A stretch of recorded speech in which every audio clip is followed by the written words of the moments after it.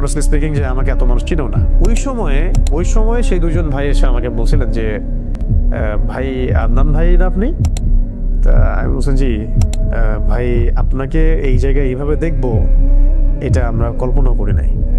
কখনো বলছে যে তুমি না শাহাদাতের ওয়াজ করো, এখন কি তোমাকে ক্রস ফায়ারে দিব, শহীদ করে দিব, মানে এরকমও কথা আসতেছিল।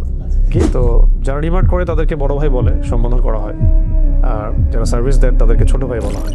রিমান্ড তো একটা করে একটা হচ্ছেই, প্রতিদিনে মনে হয় একটা দুটা করে রিমান্ড হতো, রাতে একটা করে হতো।